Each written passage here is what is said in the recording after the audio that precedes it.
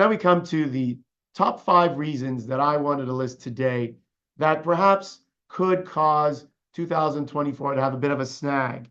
And it's interesting because, we talk a lot about how this is going to be a positive year. We speak about, the markets doing well this year. And really, I think for most investors, coming into 2024, they came in on a high note. As I said, inflation is coming down. The Fed and Bank of Canada, for that matter, seem to be ready to act if the economy should falter. They've said, yes, they're not in a hurry to cut rates, but at the same time, if we should see the economy really take a dip, I think they'd be there to react very quickly. So I guess the Bank of Canada has our backs, in other words, and a win-win situation. However, what could kind of derail that thinking? And I listed 5 things here: resurgence in inflation, the Fed taking too long to cut rates, geopolitical events, we'll touch on that, valuations getting stretched based on future potential earnings, which could maybe produce a bubble like we saw in 1999.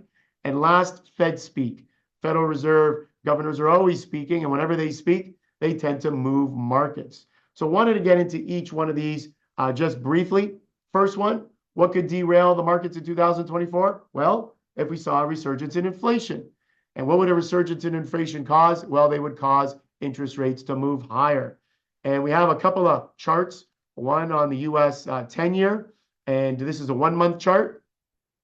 And you can see how interest rates or the 10-year has spiked higher recently, because as soon as the Fed says things are going well, we don't really need to cut rates so soon, treasuries start to move higher. And we saw the 10-year moving higher. Now we have a chart on the 2-year, and you're going to notice a similar thing. The 2-year moving significantly higher based on really this, I guess, idea that the Fed is not going to be cutting rates anytime soon. But if we get a resurgence in inflation, the risk is that all this talk about cutting rates could turn to raising rates once again. And I know at the Fed's last press conference, they've stated that rate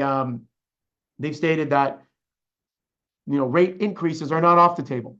That if things were to start to gain steam again, like the Fed saw way back in the 1980s, where they started to cut rates only to raise rates again as inflation surged higher once again, that is something that they don't want to see, and they're very mindful of. And again, we have the another same chart we saw earlier on U.S. Consumer Price Index. We can show that once again, and you can see once again that the rate is 3.9 and 3.4%.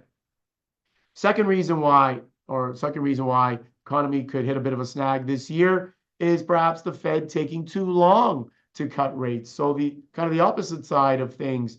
And we have 2 charts kind of side by side on that, showing the Fed funds rate at 5.25. And on the left side, you can see the inflation rate much lower. So the Fed does have wiggle room to cut rates if they wait too long and they keep interest rates at these high levels for too long.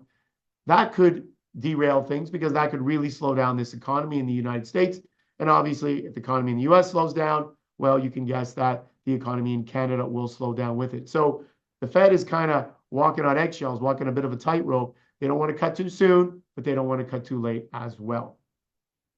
Another or a third point that could derail the markets in 2024, geopolitical events.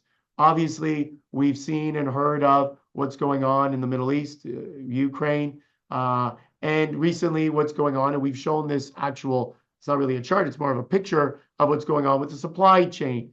Countries shipping oil, shipping goods through the Red Sea, Straits of Hormuz, Suez Canal, the Houthi rebels attacking a lot of these vessels that are bound for the United States, the UK, Israel. And they're basically saying as long as the war goes on, then they will continue to attack these vessels. So if a war were to broaden out in this region and things were to get worse, if things, let's say supply chains were really to become even more restrained, I think that could eventually affect the economy and therefore affect the stock market as well. So geopolitics, I believe, could have an effect on markets if things were to get progressively worse. The fourth one that I had up on our list, valuations getting stretched. Everybody's always afraid of valuations getting stretched. We have a couple of stocks here that talk about or that show a couple of names that we've seen. They were once upon a time cheap, trading at 12, 13, 14 times earnings. Now all of a sudden trading at 16 times, 17 times earnings. Names like Caterpillar. We have a chart on Caterpillar, and you can see that we go from the bottom left to the top right. We have a chart on United Rentals, which is in a similar business. Caterpillar is more global. United Rentals is more North American. United Rentals rents equipment. Caterpillar mostly sells the equipment out, both in a similar business, similar sector of the economy. And you can see United Rentals has moved significantly higher. And one more name that one would argue that maybe their valuations aren't too stretched, trading in that 25 multiple range, is Meta, or formerly Facebook. But you can see how much that chart on the far right-hand side has moved higher. Stock moved up 20% after they came out with earnings. Unbelievable. The biggest one-day gain in a stock in history. Market cap of the stock went well above $1 trillion. And so many people now think, well, maybe it's a little late to get into Meta, and perhaps we should take a pass.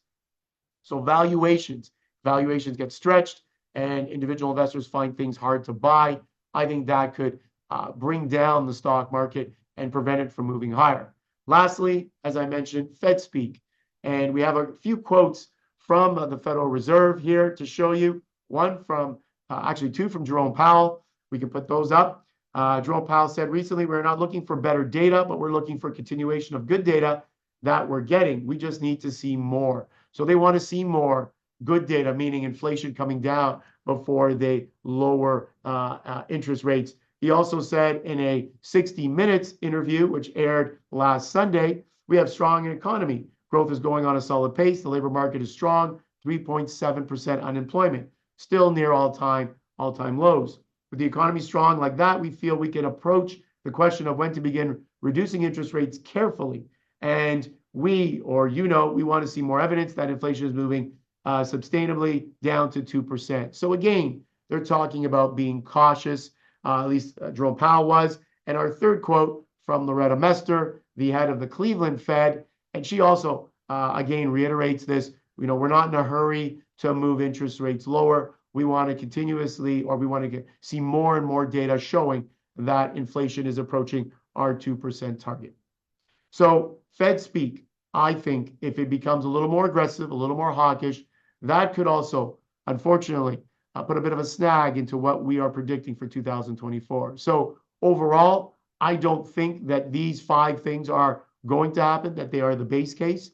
I believe the stock market will have a positive year once again, but I think you need to keep these 5 things in mind, because if they do flare up or pop up, 1 out of the 5 or 2 out of the 5 or more, then I think that 2024 can be challenged at certain points. But overall, I still maintain that 2024 will be a positive year.